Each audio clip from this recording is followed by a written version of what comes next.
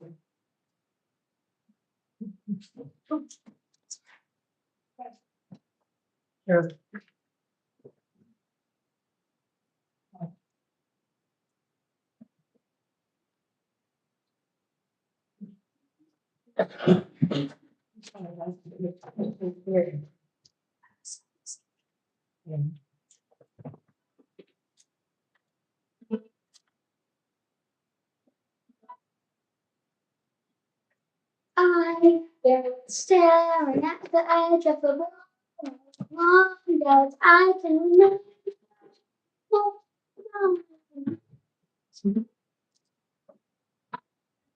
I can see the perfect I come back to the lost. Just Lord, I trust. Every time I take it, I get the place I go. See the light and the storm, see it calls me. Oh, no.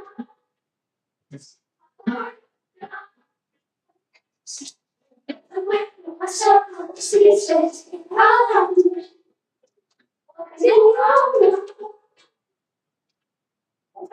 It's just how far I'll go. Everybody else out.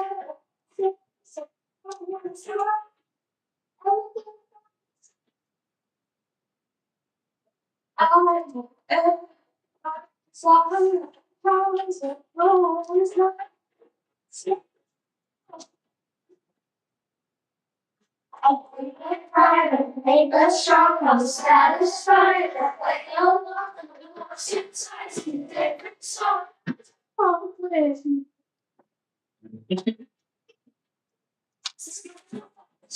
It's fine. I don't know.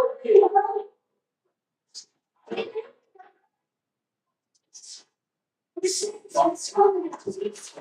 fine.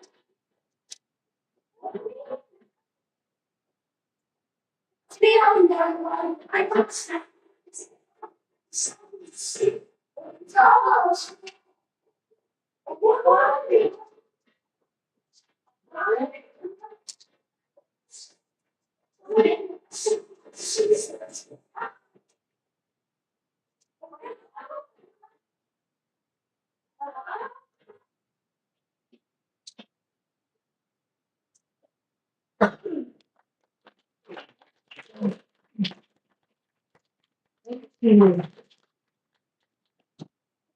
Great job. Yes, thank you.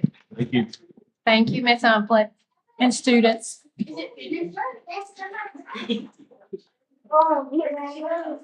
It's finished if you would like to leave. Ready to say.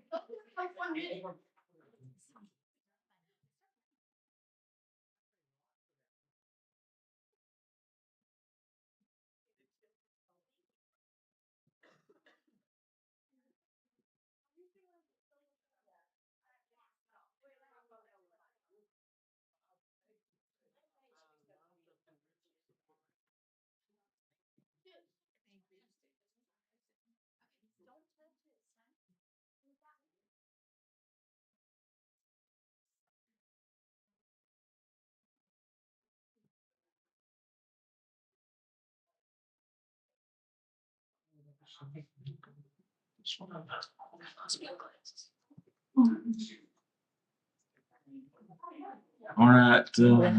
I think so. Thanks Scotts Creek for that presentation. That was Yes, excellent. excellent. Do I have a motion to approve tonight's agenda? We do need to make an amendment to tonight's agenda. The items D and E under the action agenda should be moved to items D and E under information. So I make a motion that we amend tonight's agenda.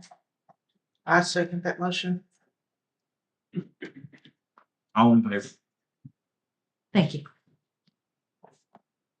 At this time, Dr. Ayers with special recognitions. If I can have Andy Pitt, come on up.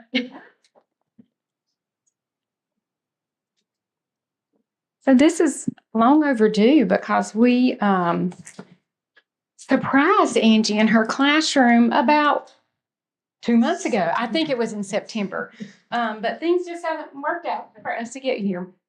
But she is here tonight. I'm going to tell you a little bit about why she's here. But then tomorrow she's on the road headed to a conference. So tonight we are honoring Fairview Schools' Angie Pitts. She has been chosen as the Jackson County Public Schools Exceptional Children's Program EC Teacher of Excellence for 25-26.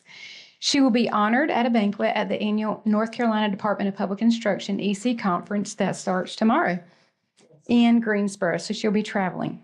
Angie is a proud Jackson County native and has dedicated over 2 decades to serving Jackson County Public Schools. That is a long time. She's looking at me. That's a really long time. And we're grateful for your really long time. Over 2 decades as a special education teacher.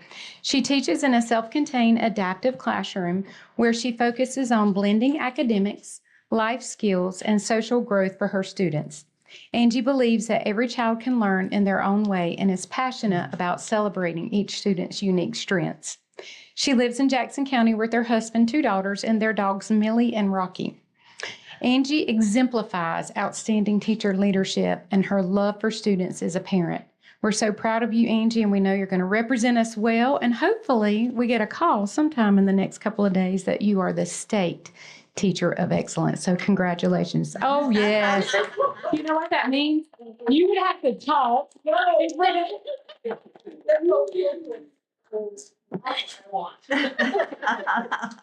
you would represent. So can I tell the funny?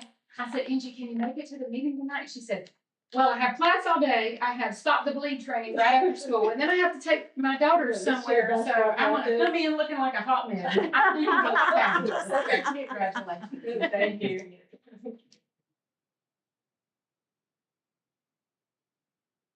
Are you leaving tonight to go to her? No. Okay. Safe travels. Angie. To pack. Yes. Whatever you want. Lynn Dillard was my 3rd grade teacher. Oh, my. Yes. Wait a minute, we're going to start calculating with 2 decades and things like that. We raise them right, let me tell you. Safe travels, Angie. Thank you. Moving on to the consent action agenda. Do I have a motion to approve the open session minutes of the regular meeting on October 27th? Make a motion that we approve our minutes from the open session of our October meeting. I second that motion. All in favor? On the information with the superintendent's report.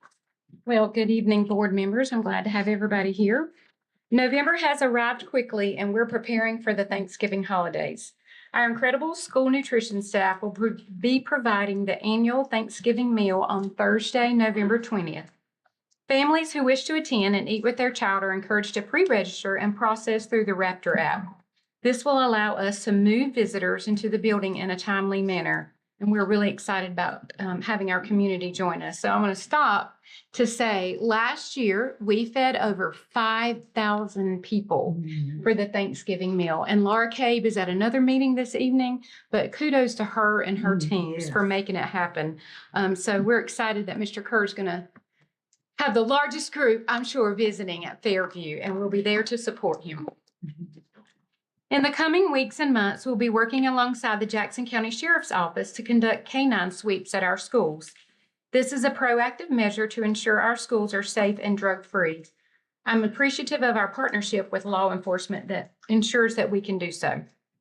This weekend is the annual fall theater performance at Smoky Mountain High School. You can get into the Christmas spirit by going to see our students present Irving Berlin's Holiday Inn. The production is directed by Katie Morton, and shows are Friday through Sunday in the Smoky Mountain High School auditorium, with 2 shows occurring on Saturday. Other student performances at various schools are also occurring during the holiday season. I encourage you to find a performance of band, chorus, or theater and enjoy our really talented students like you saw this evening. At the end of October, we had a special visitor to several of our schools. Dr. Eleanor Ashburn, Governor Stein's Senior Advisor for Education Policy and former North Carolina Principal of the Year, visited. She was hosted at Smoky Mountain Elementary School, Smoky Mountain High School, and Blue Ridge School and Early College. She enjoyed hearing about the hard work of our staff and met students from all 4 of those schools. Her purpose was to understand the challenges of far west rural schools and solicit input from our principals and leadership team about priority needs so that she could share them with Governor Stein. And I'll just input to say, our principals didn't hold back. You shared all the things that you wanted her to know, which was absolutely outstanding. I'm also delighted to share our EVOS growth information that was released last month. Each year, teachers receive a growth score and a designation. Designations are did not meet, met, or exceeded. This year, we had 1 more teacher than last year that exceeded growth. We had 18 teachers across our district that exceeded growth. We'll be honoring them in the next 2 board meetings, but I wanted you to hear their names this evening. They are making a huge difference in the academic growth of our students. So the teachers who exceeded growth status for the 24-25 year are Deb Hautzer from Blue Ridge, Emily Beam from Cullowhee Valley, Alicia Brown from Fairview, Ray Crawford from Fairview, Inga Sutton from JCEC, Michelle Long, Scotts Creek, Hannah Martin, Scotts Creek, Allison Mathis, Scotts Creek, Chelsea Stevens, Scotts Creek, Tanya Pruitt from Smoky Mountain Elementary, Cheryl Saavedra from Smoky Mountain Elementary, Kayla Day from Smoky Mountain High, Dana Goshorn from Smoky Mountain High, Daphne Hughes, Smoky Mountain High, Tiffany Jones, Smoky Mountain High, Craig McElroy, Smoky Mountain High, Katie Ray, Smoky Mountain High, and Martha Smith. So these are our teachers who are leading the pack across the state of North Carolina and here in Jackson County Public Schools. Finally, I want to remind everybody that there will be no school for students on Wednesday through Friday of next week. And I bet I don't have to remind anybody in this room because they are counting down the days. But we will be out Wednesday through Friday of next week, November 26th through 28th, for the Thanksgiving holidays. Our students and staff deserve a hard-earned break, and then we'll be gearing up for the final push of the semester. Please remember to enjoy the holiday breaks, but attendance is very, very important, especially as we approach the end of semester and final exams for our high schools. As always, thank you for supporting our students and staff. Thank you, Dr. Ayers. I wish everybody out there could have seen the level of excitement on Mr. Kerr's face when he talked about the crowd he would have Thursday. He's ready. Up next is policy, internet safety policy, Greg Stewart.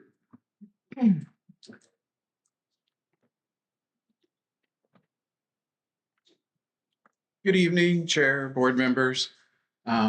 Excited to come to you tonight for information only, Wes, not asking for money, no approval needed. That might be a first, Yeah. right?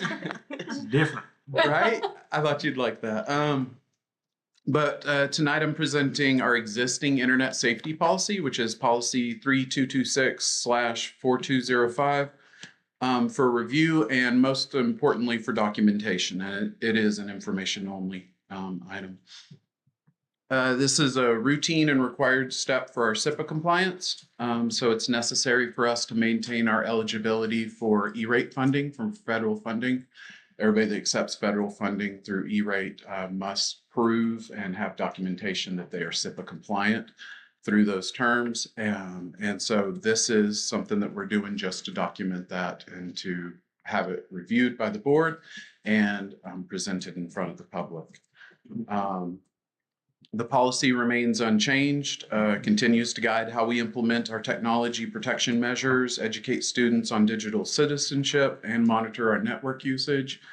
It was formally adopted in 2014, so this is a long time coming. It's a good time to review it, and it will protect us and make sure that we've met those requirements for years to come. So I just present that for review and for the public. Thank you. Thank you, Greg. It's the cheapest presentation you've ever given. Did you know there is a connection to E-rate funding? So there is a connection. Thank you, Greg. Up next, Christy Walker with the unaudited financial summary. Of all great spending. So in your packets, board members, you have the unaudited financial statement for November 2025.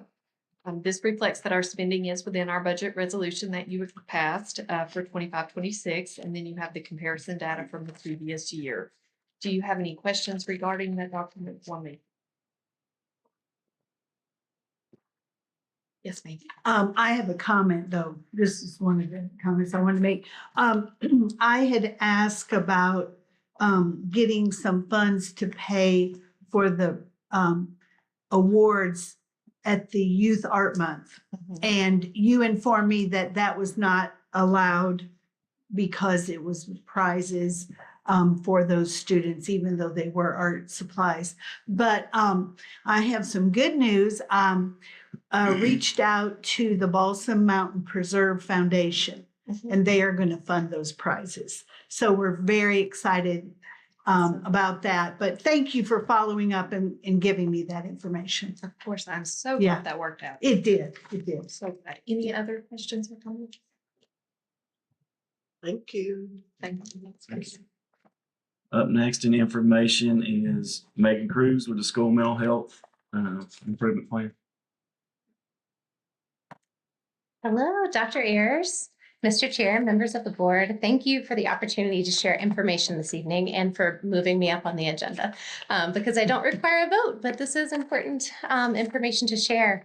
So tonight I am providing a brief overview of two documents that we are required to submit annually to NCDPI, and that is our Improvement Plan for Social Emotional Learning and School Mental Health and our School Mental Health Professional Development Plan. And we're required to submit these every year because DPI is really prioritizing student mental health because they recognize that it's really integral to academic success and attendance and school safety and all of the things that we care really deeply about as an education system. And so within those documents, you will find services being provided by JCPS staff and community members to address student needs across tiers at every level of support. And these things range from whole group instruction to mentor opportunities to school-based therapy. And you'll also find the plan for providing training to all returning and new staff as it's required by DPI to make sure that they all have the tools that they need to be successful and to connect students with the resources that they need.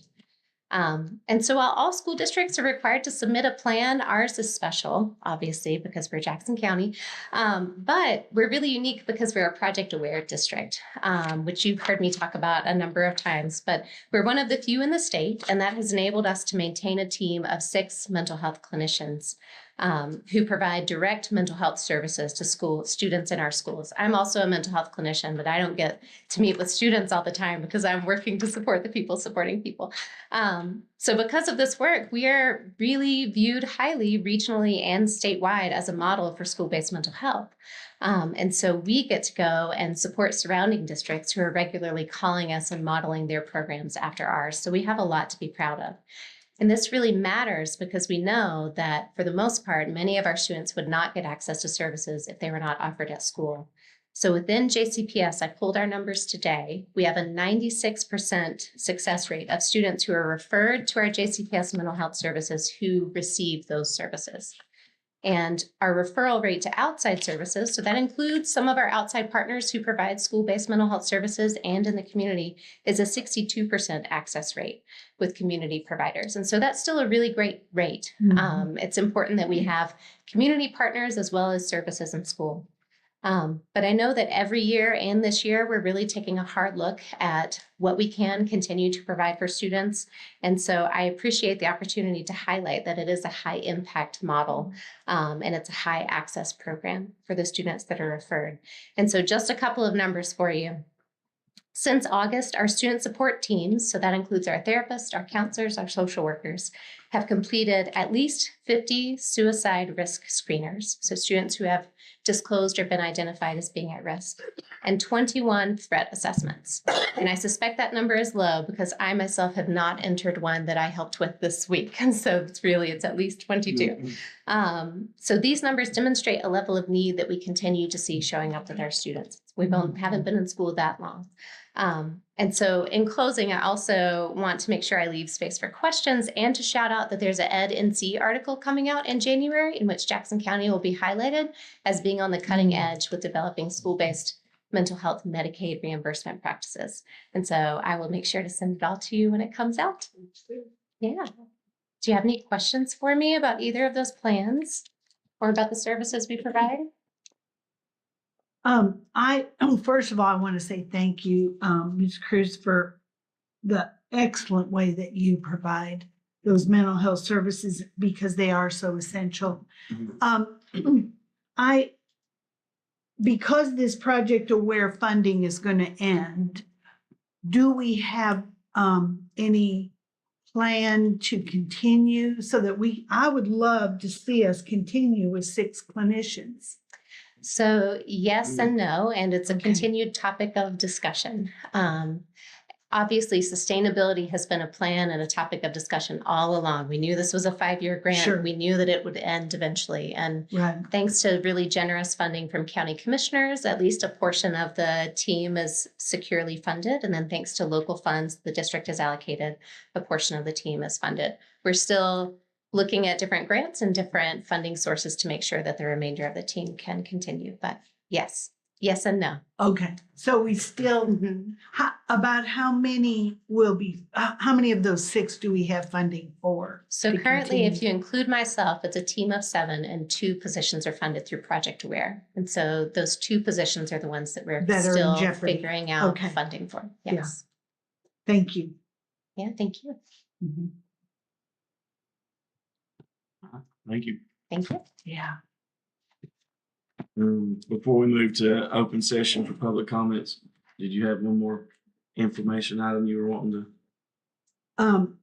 Yes. You said you no. had 2 things. I did. I had 2 things, and that was one. And I know what the second one was.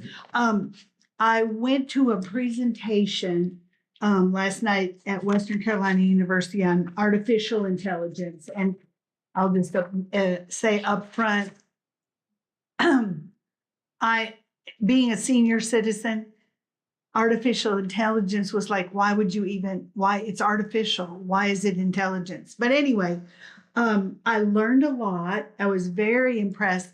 And the person who presented is from SCC, and how they're using it at SCC, and our Jackson County early college students are using it there. And I'm sure other people are using it. I was very encouraged and impressed. And so I talked to Mr. Buchanan about the possibility of him presenting. And I feel like it would be great. The reason I wanted to bring it up is I feel like it would be great for the board to hear this. You may know a lot about it. I knew nothing. And this person was able to present it in a way that I understood and felt very comfortable because they have clear boundaries and guidelines for using it ethically, and it's the future. And if we don't embrace that and educate our students to use it in proper ways, they're going to miss out. So I just wanted to offer that as a possibility because I do think board members it would be helpful for us to know. And North Carolina Department of Public Instruction has an AI handbook. I'm not sure if that's a technical term. Greg and Angie both could. And they produced that last year. So it's in the schools and teachers are using, our principals are using it. So it might be something that y'all are interested in, but our kids could teach us. Some we're using as well. Our third graders could teach Yeah. us about AI. Well, and yet there's problems. Yes. And that's one of Obviously. the things that, Yeah. is real important to us. Yeah. So thank Thank you. you, Gail. Yeah. Thank you Um, for, it took me a minute to remember what it was. All right, on to public comments. Do we have anybody signed up to speak? Yes, Mr. Chair, we do have two people signed up to speak. First is Casey Wallowinder. She would like to speak about ICE policies. You have 3 minutes. Please step up to mic. Hi, I'm Casey Bollander. Thank you guys. I was a part of a group of parents, community members, and organizations that spoke with you guys last year regarding ICE policies. And I think as things move closer to our area, I become more concerned and our community becomes more concerned. And organizations that I volunteer with, people are becoming more concerned. And so I'm coming to you all because I know, and you all know, how much the school district has an impact on the way that our community moves and acts. And so I also know that you all, our schools, do a really wonderful job feeding our kids that need food, getting coats to our kids that need coats, providing all these mental health services that Megan's talking about, making sure that families are connected to resources. And you guys do such a beautiful job at that. And I know that our staff does such a beautiful job at that. And so I think that it makes sense to come to you and to ask for really clear, concise ICE policies that make our kids, staff, and our community feel good and our community feel comfortable, right? We've seen images of parents being dragged out of cars during drop-offs in cities. And I think we all hope that that's not the reality here, but it also makes sense, I think, to be prepared for that reality and to be prepared, I think, also just so that our community members and our neighbors know, and our Hispanic community knows that as a community and as a school district, that they're really thought of and cared for. And I'd also urge you to consider that there are organizations, there are parents, there are educators that work with our Hispanic community every single day that are really willing to help provide supports and information and ideas, because those are things that they're already working on and things that they're thinking about every day. So that's where I am. It just feels really heavy on my heart these days. And I know that you all are a group of people that care about that, and that our educators are people that really care about that too, and protecting our kiddos. Thank you. Thank you. Thank you. Thank you.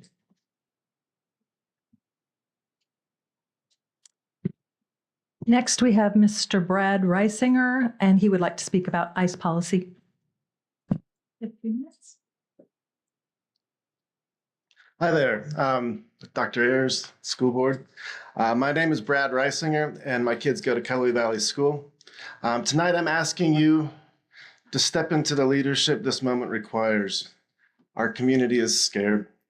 Parents, educators, and students are looking to you, the people we elected to protect our children, for clarity, for courage, and for reassurance that Jackson County Public Schools remain a safe place for every family. We are hearing reports nationwide of ICE agents harassing people based solely on the color of their skin.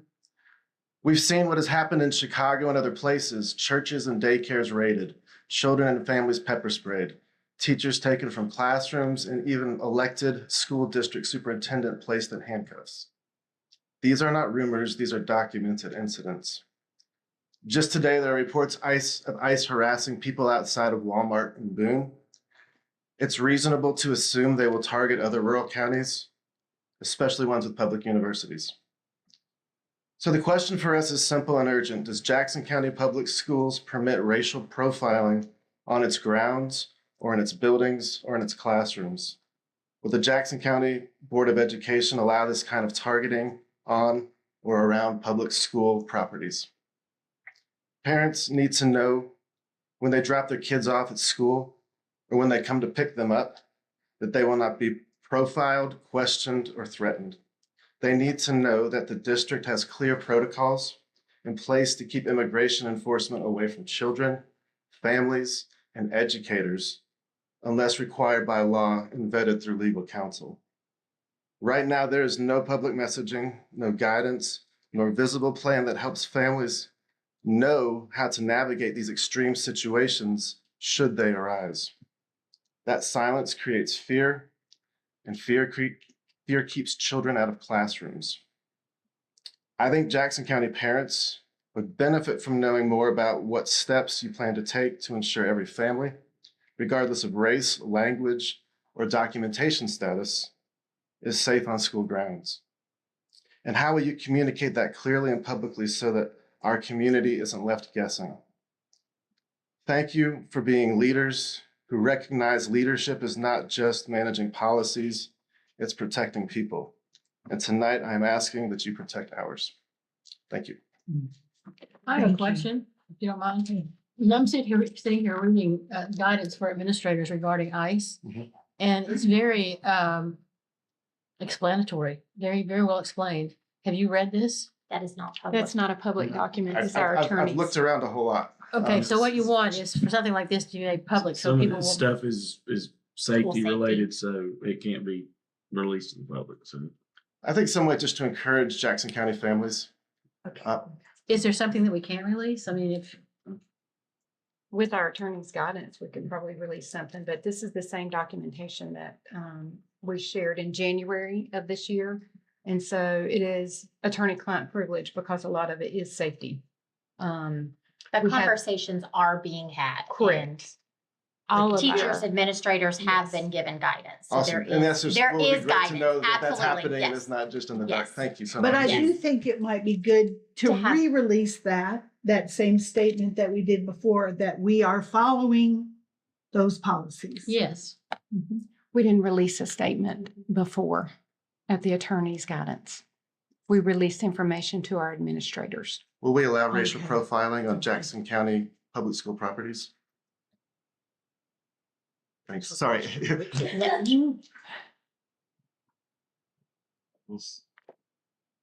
All right, on to our action agenda.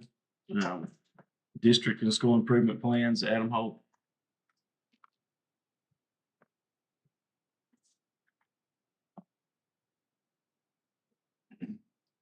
Good evening, Chair, members of the board, and Dr. Ayers. I come to you tonight to ask for approval of our school and district improvement plans that are documented through NC STAR. Each school and district continues to make adjustments to their plans as this is an ever-evolving document. Anyone is able to access the current plans as they are linked on our JCPS webpage under academics.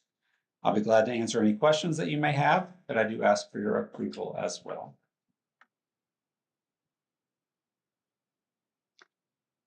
I don't have a question. I do have a comment. I want to thank it was obviously a lot of hard work went into that, as always. I have been on one of those committees that helped create that plan when I was teaching here. And I was very pleased to see that there are some specific changes that are occurring, particularly in the curriculum area. We can't continue doing the same thing and expect different results. And I know that all of us are wanting to see our schools move from D schools to C schools to B schools to A schools, and that we're working very hard to do that. And so this plan, I feel, is a step in the right direction. And I appreciate the fact that it's a living document that we're going to continually look at ways. How can we address the barriers for kids to make all the growth that they need to? And one of the statements at the very start, and I don't have it in front of me, but it was that it's the responsibility of the superintendent and the central office to ensure. And I think that we as the board are we want to make sure we're held accountable as a board. If we approve this, this is the document that our county is expecting to be implemented so that our students get the very best possible education. So I took this very seriously. And I feel like we, in our region, we aren't where we want to be. And we have amazing teachers and amazing administrators. And I would like specifically for our central office and the superintendent to look at ways, what are specific things we can do to help these schools move up to that next level? So I just wanted to make that comment after reviewing this, and it is very impressive. Thank you. Thank you. Do we have a motion to approve the school improvement plan? I make a motion that we approve the district and school improvement plans. All in favor? I second Oh, sorry. that. All in favor? Thank you.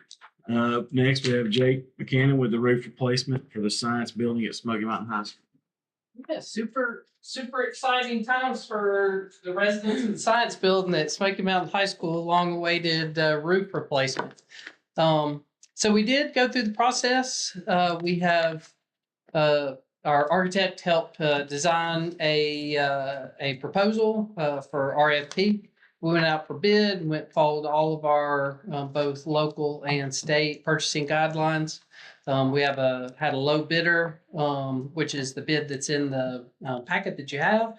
We were excited that this was under what we had estimated and budgeted for, which is always Wow. a bonus. Yeah, absolutely. We were super excited to see it.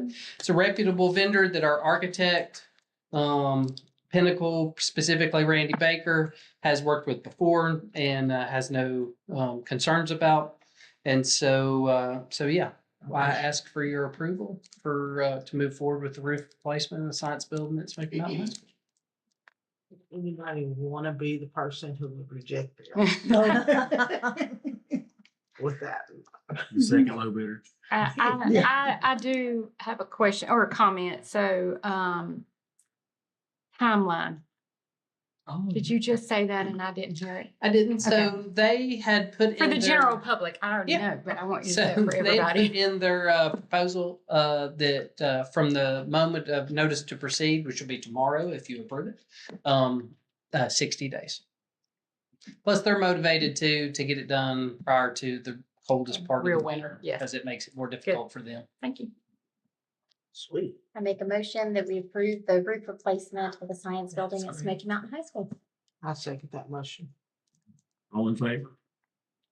Thank you very much. All right, up next, Megan Cruz with the Heights Memorandum of Agreement. This one's in the right place. It's your night. It's your night, Megan. Thank you, Laura. You're welcome. Hello again. I'm here to share the updated memorandum of understanding or agreement with you for our formal partnership with Heights. And just for your information, because I think it's lovely to hear again, Heights stands for Helping Inspire Gifts, Hope, Trust, and Service. Heights continues to be one of our most important community partners in supporting the mental health and overall well-being of our students. Through this updated MOU, we'll be able to continue to formalize and strengthen a partnership that already provides tremendous value to JCPS. Jake and I were with the school team today with 2 Heights employees, problem solving and supporting that school team and how to address challenges that they're facing. Heights offers a wide range of services that benefit both students and staff, including outpatient counseling, case management, substance use assessments and treatment. They're one of the only providers in the Western region providing substance use treatment for adolescents. So we're very fortunate to have them. Their Inside Out program provides meaningful support to students who are in out of school suspension, providing them opportunities to help stay connected and reducing disengagement so that they come back to us. They also offer professional development and training for teachers and students on critical topics such as prevention. And they provide direct support for safer, more supportive school environments. And so Heights really helps fill in some of the key gaps in our community mental health system and works hand in hand with our schools every day. We're very thankful for them. Do you have any questions for me about this memorandum? No, but I do have a comment. Mr. Metcalf, I've known him for a long time, and he was telling me how he really appreciates Jackson County Schools, that you all are so easy to work with. And it's such a great cooperative atmosphere, and it really serves both of us so well. So thank you for that. I make a motion that we approve the Heights MOA for the 25-26 school year. I'll second that motion. All in favor? Thank you, Megan. Up next, we have the ESSA Memorandum of Understanding. Angie Dills. Good evening. I come before you tonight to present on behalf of Brent Speckhart, who could not be with us tonight. So good evening, Chair Jamison, board members, and superintendent. I come to you this evening asking for your annual approval to continue our memorandum of understanding with the Department of Social Services to meet the needs of our students who are in foster care. There are no changes from the previous year, and we'd like to carry over the MOU as it is. We will continue consistently collaborate with DSS and conduct bid meetings to discuss specific needs of students in foster care. So if you have any questions, I will be more than happy to pass these on to Brent to answer, but I ask your approval of our MOU with the Department of Social Services. I make a motion that we approve the MOU with Jackson County Department of Social Services. I'll second that motion. All in favor? Thank you, Angie. You're up again with the Indian Education Policies and Procedures. Yes, sir. I'm also seeking your annual approval for our Jackson County Public Schools Indian Education Policies and Procedures. There are no changes from the previous year, and we would like to carry over the policies and procedures as they are. We will continue to collaborate with the Indian Education Parent Committee, as well as consult yearly with the chief of the tribe or his representative to receive feedback. Do you have any questions for me? And may I ask for your approval for the Indian Education Policies and Procedures? So you've already consulted and they were good? Yes, we consult with them more than annually, actually, with the tribe, the tribe's office there. Yeah, that's also required for our title programs. So not just this program. I make a motion that we approve the Indian Education Policies and Procedures. I'll second that motion. All in favor? All right, we have a need to remove the last item from the action agenda. So should we reapprove the agenda as presented due to a technicality? Oh, yeah. I think we'll need to go back and make Amend the agenda. another amendment. So I make a motion that we amend the agenda for this evening, removing action item would have been F. If they were The field relettered, trips. if they were relettered, yes. Yes. Have a second. I'll second that motion. All in favor? All right. At this time, we find it necessary to go into closed session pursuant to General Statute 143.318.11 for the following purposes. Under subsection A1, to prevent the disclosure of privileged or confidential personnel information pursuant to General Statute 115C-319-321, and A3, to discuss matters protected by the attorney-client privilege. Make a motion that we go into closed session. All in favor?